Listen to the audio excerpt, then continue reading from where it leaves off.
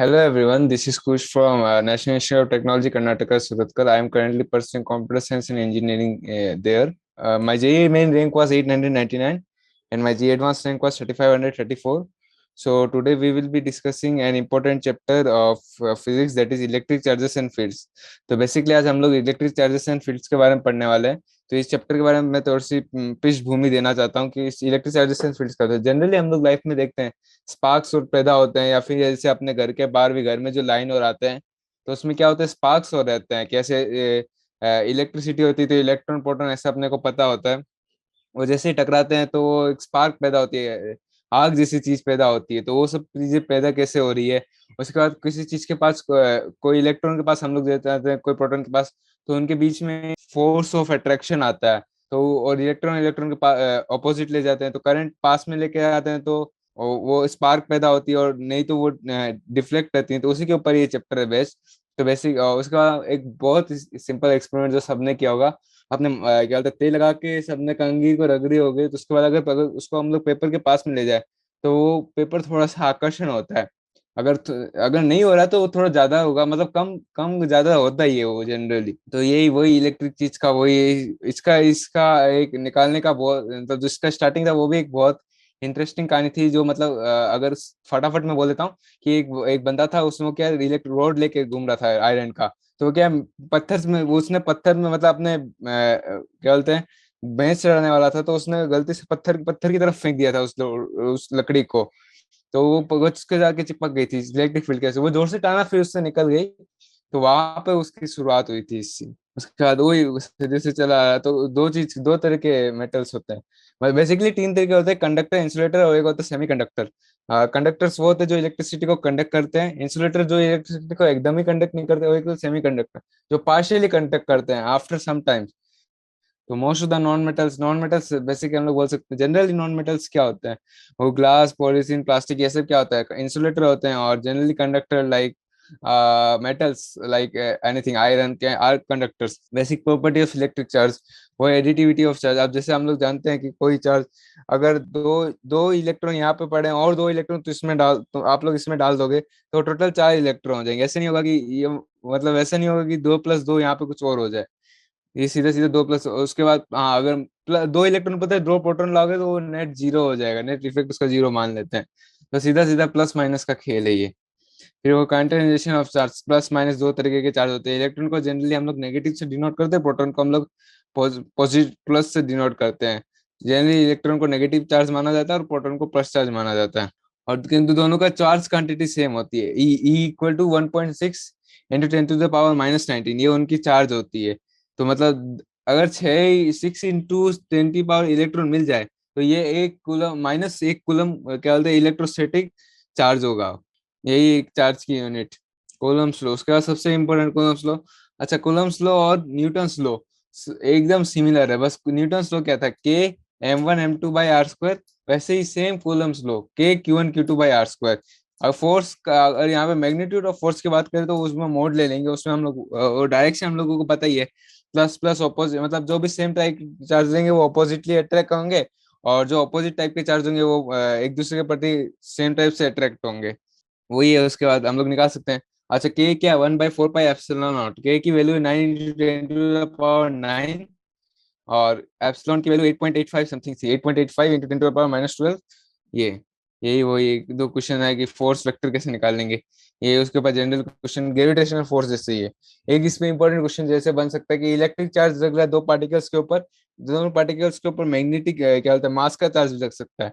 एक इस तरह का क्वेश्चन भी बन सकता है कि इतना कितना मास हो दोनों का कि दोनों के बीच का आकर्षण दूर हो जाए, मतलब दोनों का मास दिया होगा, दोनों का एक का चार्ज दिया होगा तो दूसरे का चार्ज निकाल सकते हैं हम आराम से, दोनों को इक्वलेट कर देंगे हम लोग।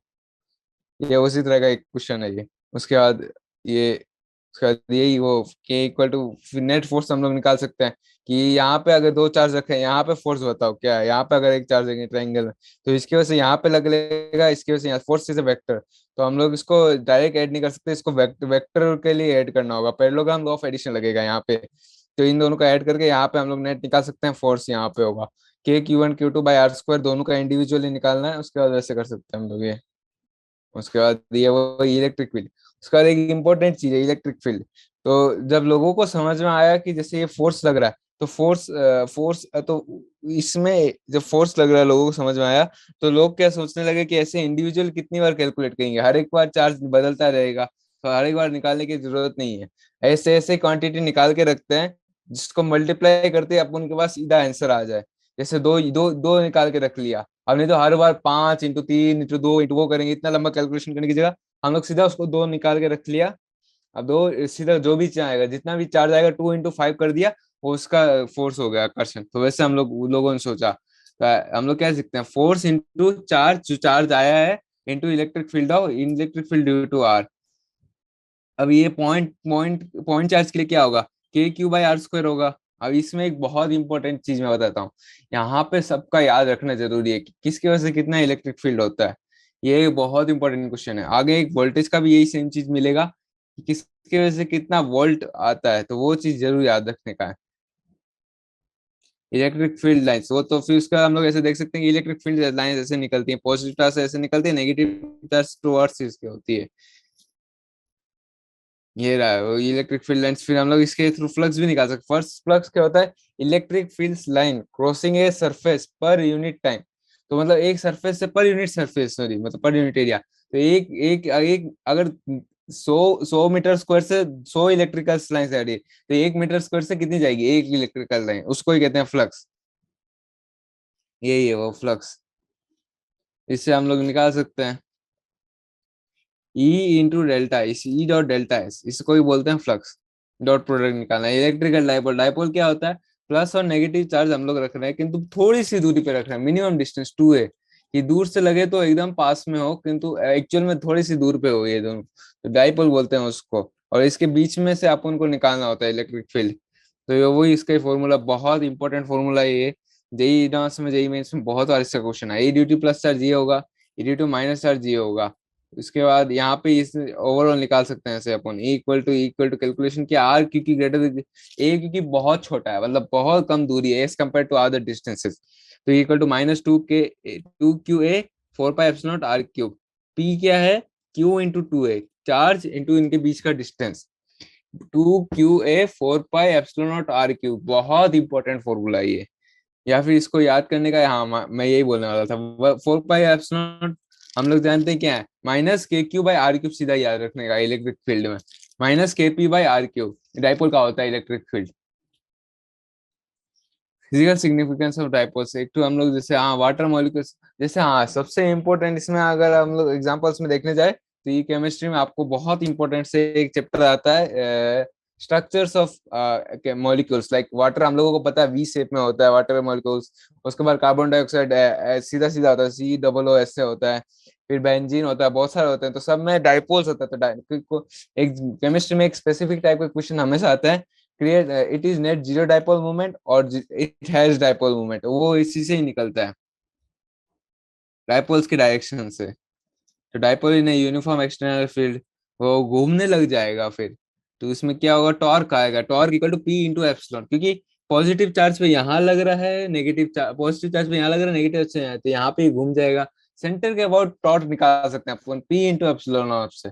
तो कितनी इजी, कितनी बड़ी बात है, हम लोग कितनी इजीली निकाल सकते हैं कि अगर इलेक्ट्रिक फील्ड में अपन सोचो हम लोग पानी में रख रहे हैं, तो हम लोग ये निकाल सकते हैं कि पानी के मॉलिक्यूल्स कैसे घूमेंगे। तो ये कितनी बड़ी बात होगी और कितना इजी फॉर्मूला है, P =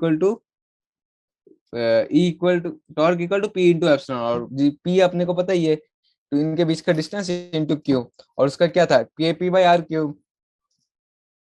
तो ये कितने इजी इजी फॉर्मूले से याद रखने चाहिए हम लोगों को। उसका आता है गॉस लॉ। ये सब क्या डेरिवेटिव्स ऑफ ये सब चीज के ये होते हैं।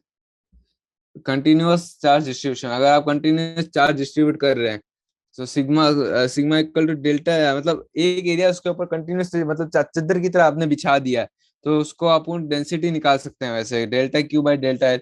वैसे ही अगर आप लाइन के ऊपर लगा देंगे तो उसको लीनियर चार्ज डेंसिटी बोलेंगे। वैसे ही आप पूरे वॉल्यूम के ऊपर लगा देंगे तो वॉल्यूम चार्ज डेंसिटी बोलेंगे, जो जनरली चार्ज डेंसिटी हम लोग होता है, ΔQ/Δv, टोटल चार्ज अपॉन। और अगर हम लोग इसमें यूनिफॉर्मली डिस्ट्रीब्यूट हो रहा है, ये जरूरी है ढूंढने का। तो ये इलेक्ट्रिक फील्ड हम लोग क्या लिख सकते हैं, नेट चेंज होगा, तो इलेक्ट्रिक फील्ड ये होगा इसी को ही बोलते हैं आगे। अब ये हम लोग डेंसिटी निकाल सकते हैं, तो डेंसिटी का कितना बड़ा महत्व हो सकता है। हम लोग सिर्फ डेंसिटी देके ये बता सकते हैं, सिर्फ डेंसिटी, इस डेंसिटी का पार्टिकल है, उससे फिर हम लोग अलग अलग निकाल सकते हैं। तो यही delta by equal to into delta s cube by q epsilon nought by r q s, ये निकाल सकते हैं हम लोग। तो क्या होगा, डेल्टा पाई मतलब क्या था, अपना फ्लक्स। फ्लक्स कितना होगा, k q r square into delta s. Electric flux plus flux surface s equal to q upon epsilon nought, q equal to total charge enclosed by s. तो हम लोग डायरेक्ट निकाल सकते हैं यहाँ से। वो है, अब इसके ऊपर थोड़े बहुत न्यूमेरिकल्स होंगे। एप्लीकेशन ऑफ गॉस लॉ मैं सीधा ही बोल देता हूँ। ये अपन डिश टीवी में जो होते हैं, वो चार्ज ऐसे फ्लो करता रहता है, तो जो ही हम लोग जो केबल्स होते हैं उससे तो हम लोग इलेक्ट्रिक फील्ड आ सकता है। तो उस हिसाब से अपने को मेटल्स वैसे बनाए जाते हैं कि कैंसिल हो जाए, वरना फिर किसी को शॉक लग सकता है। अच्छा, आप, हाँ, चार्ज अब फील्ड, ये मैं वो जो स्टार्टिंग में बोला था कि ये सब याद रखने की जरूरत है। ये सब, हाँ, एक तो ये बता देता हूँ मैं, थोड़ा सा स्टार्टिंग में चलते हैं। हाँ, यहाँ पे तो ये अपन ऐसे निकाल सकते हैं, फ्लक्स निकाल सकते हैं। तो अपन वहां से डायरेक्ट इलेक्ट्रिक फील्ड निकाल सकते हैं। वहां से दो तरीके होते हैं इलेक्ट्रिक फील्ड निकालने के, एक होता है गॉस लॉ, एक होता है अपन कैलकुलेट करें कि हर एक चार्ज की वजह से इंडिविजुअल कितना आ रहा है, तो उसको नेट अपन वेक्टर से ऐड करें। तो गॉस लॉ से निकालना इजी रहता है कि, तो उसके बाद अपन देख सकते हैं कि लीनियर चार्ज की वजह से क्या होगा, lambda upon 2 pi epsilon nought r, याद रखने वाली बात है। उसके बाद due to a plane sheet क्या होगा, sigma upon 2 epsilon nought, due to a shell की वजह से बाहर होगा k q by are square, और इनसाइड होगा शायद जीरो होना चाहिए मेरे हिसाब से। फिर इनसाइड द सेल जीरो होता है, वही मेरे को भी याद है। किंतु ये सेल है, मतलब खोखला है अंदर से। अगर इसमें आप माल भर दोगे, मतलब अगर इसमें मटेरियल भर दोगे, तो उसमें चेंज हो जाएगा। ये वही समय k Q one q two by are square, k equal to 1/4 pi epsilon naught, k equal to 90 to 10 की पावर 9, और एफ नॉट 8.854 इंटू 10 की पावर -12। ये electric field due to dipole k p by r cube. ठीक है। और उसके बाद electric field due to dipole निकाल सकते हैं। उसके बाद k p to dipole electric field on the axis of the centre. अच्छा, यहाँ पे दो केस होते हैं, एक होता है एक्सिस पे, एक होता है अराउंड द प्लेन होता है, जिसको इक्वेटोरियल में होता है केपी बाई आर क्यूब, और उसमें होता है 2 kp/r³ अलोंग द एक्सिस। तो उसकी वजह से टॉर्क होगा P इंटू ई, और हम लोग यहाँ पे फ्लक्स निकाल सकते हैं E into delta s. Electric field थोड़ा small area into delta s, delta S equal to delta s. तो ये इलेक्ट्रिक फील्ड हम लोग थ्रो इन्फिनिटी स्ट्रोक लेंगे के 2 k λ/r, और infinite through sheet sigma upon 2 epsilon nought through k q by are square, और inside zero होगा उसका सेल का। वही है ये सर, बहुत इजी चैप्टर है, किंतु बस थोड़े बहुत फॉर्मूला याद रखना है। तो हम लोग थोड़े से थोड़े बहुत न्यूमेरिकल्स करने की कोशिश करते हैं इसमें। हाँ, तो ये first question, what is the force between two small charge particle square having 2 into 10 के पावर प्लस 30 सेंटीमीटर। बहुत easy question. K q and q two by r को सीधा लगा दो, के 9 into 10 की पावर 9 इंटू 6 इंटू 10 की पावर -14। तो -14 से उसके बाद 30 सेंटीमीटर, के q and q two by are square से सीधा सॉल्व हो सकता है। Electrostatic force on small sphere of charge for due to another small sphere of charge, this one is 4 newton. Okay, दो चार्ज दिया हुआ है अपने को, फोर्स दिया हुआ है, डिस्टेंस निकाल सकते हैं, k q and q two by are square को वैसे कर सकते हैं। What is the force on the second sphere due to the force, वो तो इंडिविजुअली हम लोग निकाल सकते हैं, जितना उसको इसमें लगाएगा वो उतना ही लगाएगा। ओके, तो check check that the ratio k square G m e by m p is dimensional. हाँ, क्योंकि of the physics and determine the value of this ratio, what is this. वही मतलब कितना कितना टाइम, कितनी टाइम्स मैग्नेटिक फील्ड ज्यादा है, कितनी टाइम्स मैग्नेटिक फोर्स ज्यादा होता है, इलेक्ट्रिक फोर्स ज्यादा होता है मैग्नेटिक फोर्स के कंपैरिजन में। ये वही चीज का रेशियो है। इसमें दोनों का रेडियस को सेम बनाती है। तो के इसको इलेक्ट्रॉन्स के कंपैरिजन में मास ऑफ इलेक्ट्रॉन प्रोटॉन ले लिया। ठीक है, ये बहुत ही इंपॉर्टेंट एक रेशियो होता है। यस, बिकॉज हम लोग क्योंकि फोर्स की बात करें, खाली मैग्नीट्यूड की बात करें, तो यहाँ पे हम लोग ये चेंज कर सकते हैं। One class of is equal charge appears on the both and similar phenomena is also on many other places of bodies. How do you discuss with the laws of conservation of charge? Okay.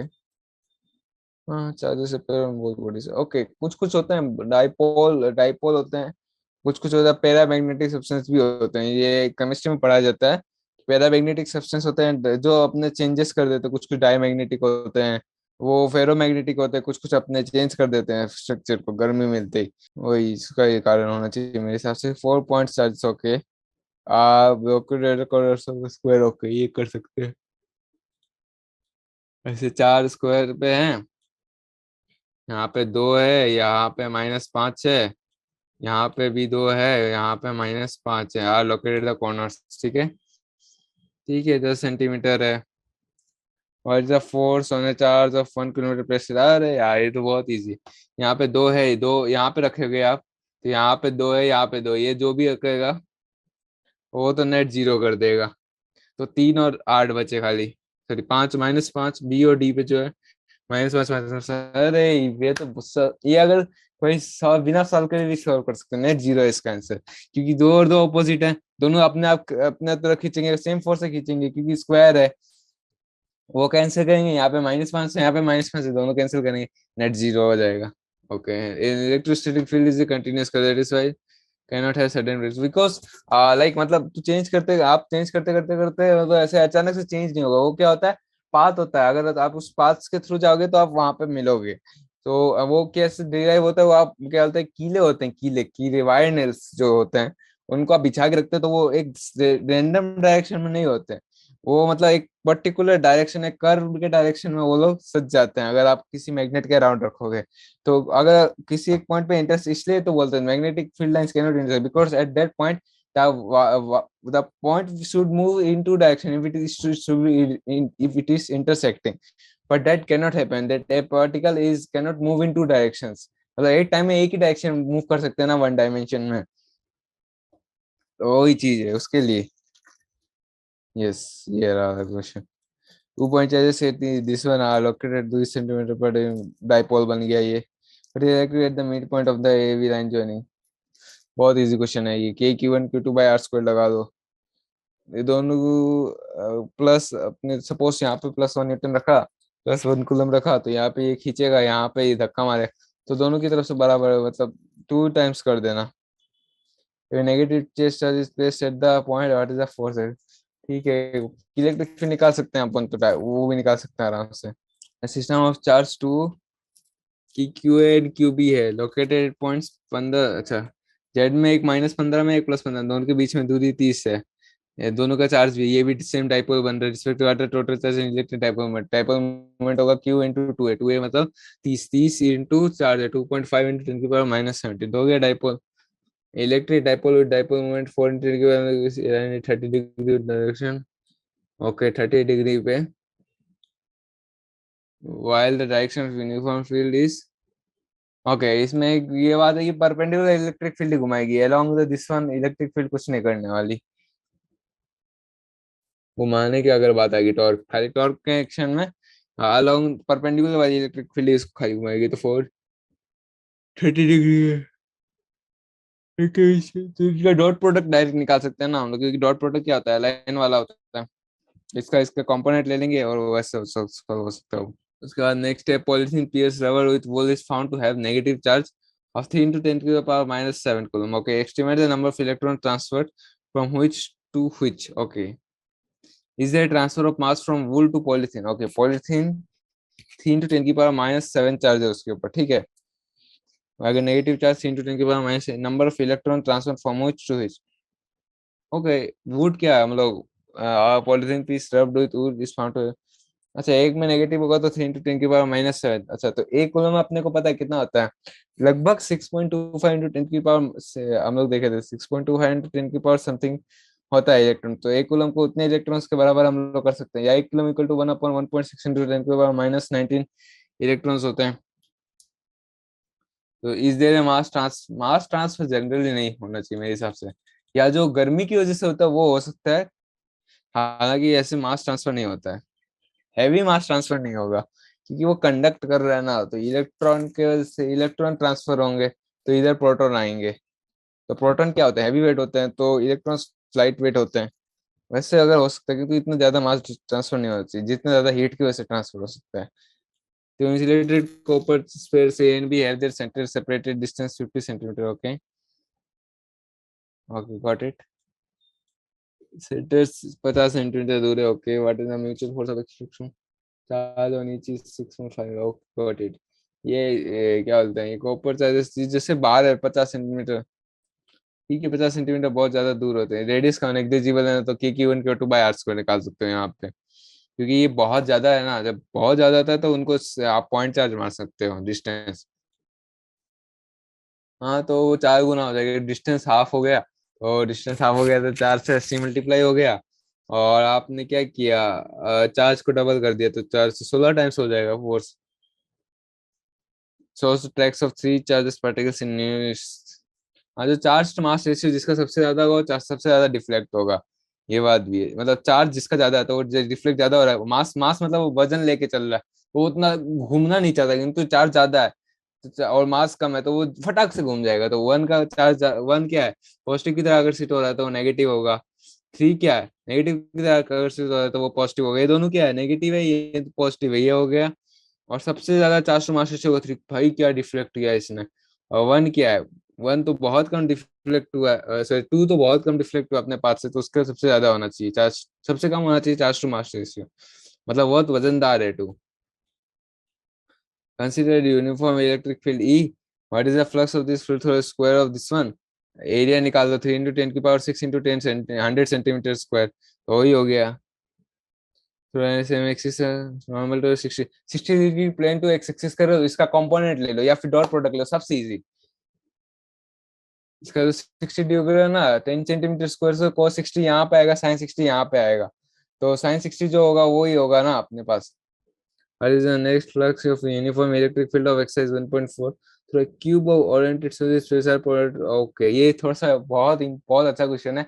अगर uniform electric field है ना, zero होगा throw volume, ये बात तुम मान लो, क्योंकि यहाँ से जितना घुसा वहां से उतना निकला, यहाँ से जितना घुसा वहां से उतना निकला, यहाँ से जितना घुसा वहां से उतना निकला, नेट जीरो, कुछ फंसा ही नहीं बीच में। Careful measurement of electric at the surface of black body in the net output flow. अच्छा okay, what is the net charge inside the box, okay निकाल सकते हैं। क्यू डेल्टा एस से, q delta S equal to 8 × 10⁻⁻6। और यहाँ पे अगर area the net output flow तो zero, there was no, we can not conclude because it might be there positive and negative charge दे सकता है वहां पे। A point charge of 10 microcoulomb is distance 5 centimeter directly above the center side 10 centimetre. Okay, ये निकाल सकते हैं यार हम लोग यहाँ से सीधा एक पूरा, मान लो वैसे think of the square is one face of the cube, मैं भी यही बन रहा था, one face of the cube, तो यहाँ पे आप ऐसे निकाल सकते हो, तो यहाँ से कितनी एंट्री मारे हैं वो हम लोग निकाल सकते हैं। A point charge of 2 kilometer is at the center of a cubic Gaussian surface 9 centimeter. What is the net electric force on the surface? Okay, got it। ये तो भाई बहुत इजी, Q डेल्टा S निकाल दो। A point charge causes electric force system to pass through a spherical Gaussian surface of 10 centimeter radius. Just so if the radius of the Gaussian surface were doubled, how much flux? वही flux अपन निकाल सकते हैं ना, Q delta S। Delta S क्या होता है, directly proportional to R square होता है, तो वैसे अपन डायरेक्ट नहीं कर सकते हैं। वही अब क्वेश्चन के ऊपर सारे क्वेश्चन आने चाहिए हिसाब से, हाउ मच फ्लक्स वो parts, what is the value of the point charge. वही हम लोग निकाल सकते हैं कि Q delta S equal to delta S square. अगर हम लोग क्वेश्चन के उसमें जाएं और हम लोग बाकी सब क्या क्वेश्चन की क्वेश्चन है क्या इसमें। कंडक्टेंस स्फीयर ऑफ रेडियस है unknown charge the electric field, what is the net charge on the sphere. Okay, ये कंडक्टेंस स्फीयर 10 सेंटीमीटर चार्ज है, नेट इलेक्ट्रिक फील्ड 20 सेंटीमीटर, के Q one by are square निकाल दो। K Q one by are square 1.5 × 10⁻⁹ है, उसको 20 centimetre, are को 20 रख दो, तो के अपने को पता ही है, तो अपन निकाल सकते हैं वहां पे। Uniform charge conducting sphere of diameter has surface charge density, surface charge density है, मल्टीप्लाई बाई सरफेस एरिया कर दो, तो 4 πr², तो वहां पे चार्ज निकल जाएगा, net charge total electric force of the living the surface, वो निकाल सकते हैं। Infinite line slope product line, this one sigma, line है तो के 2 के लैम्डा बाई आर होगा इसका। Calculate the linear charge density, 2 के लैम्डा बाई आर होगा इलेक्ट्रिक फील्ड, और आर अपने को पता है 2 सेंटीमीटर है, तो 2 के लैम्डा निकाल ही सकते हैं अपन। Two thin metal plates are paired close to one on the inner face. The plate has surface area density. This one, what is E? In the outer region of the first plate. क्या plate की वजह से क्या होता है, sigma upon two epsilon not, sigma upon two sigma one epsilon not, और दो opposite है ना, तो यहाँ से सिग्मा वन एप्सिलॉन नॉट लग रहा है, यहाँ से सिग्मा वन एप्सिलॉन नॉट खींच रहा है, तो दोनों की तरफ नेट होगा two sigma upon epsilon naught हो जाएगा in the outer region of the second plate. यहाँ पे क्या होगा, यहाँ पे ये प्लस है ये माइनस है, ये माइनस खींच रहा है प्लस फेंक रहा है, तो जीरो हो जाएगा। आउटर रीजन में दोनों तरफ जीरो हो जाएगा, इनर रीजन में हाँ सिग्मा अपॉन एप्सिलॉन नॉट होगा। ये है एक बहुत इंपॉर्टेंट मेटल बनाता है इससे, ये बहुत इंपॉर्टेंट कंसेप्ट है, अपन को क्या चाहिए, इन दोनों के बाहर नेट जीरो हो रहा है, इलेक्ट्रिक फील्ड भीतर खाली खाली sigma upon two epsilon naught हो रहा है। तो ये बहुत ही अच्छा एक तरीके का मतलब मटेरियल्स बन सकता है, यूज कर सकते हैं हम लोग इंडस्ट्रीज में। और जहां तक रही गॉस गॉस गॉस लॉस की बात, गॉस लॉस एक बार मैं फिर से दोहराना चाहता हूँ, इसमें थोड़ा सा जोर लगाना चाहता हूँ। गॉस लॉ बहुत इंपॉर्टेंट लॉ है। ये रहा Gauss law, flux equal to E into delta S होता है। Flux equal to E into delta से क्यू अपन ऐसे निकाल सकते हैं अपन। ये सब डेरिवेशन हो गया, तो flux upon Q upon epsilon not लिख सकते हैं यहाँ पे इससे। ठीक है, ई इंटू डेल्टा एस होता है फ्लक्स। तो फ्लक्स पता है, सरफेस पता है, तो इलेक्ट्रिक फील्ड निकाल सकते हैं अपन। ये गॉस लॉ का एप्लीकेशन है कि अपन electric field through flux and surface area ही निकाल सकते हैं। तो यही चैप्टर था अपने पास, electric field, electric charges and field. तो इसमें अपने के पास मोटे मोटे 3-4 फॉर्मूला आ गए। 2k λ/r जैसे के शुरू करते, k q1 q2/r² से शुरू हम लोग शुरू किए। फिर डाइपोल पे आए हम लोग 2kp/r³, kp/r³ थे, उसके दो फॉर्मूले से, एक्सिस और टेंजेंशियल, और एक्सियल वो जो भी है इक्वेटोरियल। और उसके बाद अपन आगे गॉस गॉस लॉ पे, delta flux equal to E into delta s आ गए। उसके बाद अपन आगे 2k λ/r पे, सिग्मा अपॉन एप्सिलॉन नॉट पे। अगर वो इनफाइनाइट लाइन है तो 2k λ/r, और प्लेट है तो सिग्मा अपॉन 2 एप्सिलॉन नॉट। उसके बाद k q1 q2/r², अगर स्पेयर है तो बाहर बाहर तो k q1/r² होगा, और इनर है तो जीरो होगा। तो यही मोटे मोटे 4-5 फॉर्मूला, ये याद रखने से हो जाएंगे, 3-4 और रिपीट करेंगे तो याद हो जाएगा मेरे हिसाब से। तो यही चैप्टर था आज, electric field and electric charges. तो I hope you have understood the chapter and learn something new from this chapter, and I have tried my best to make you understand this chapter. With this, I would like to stop.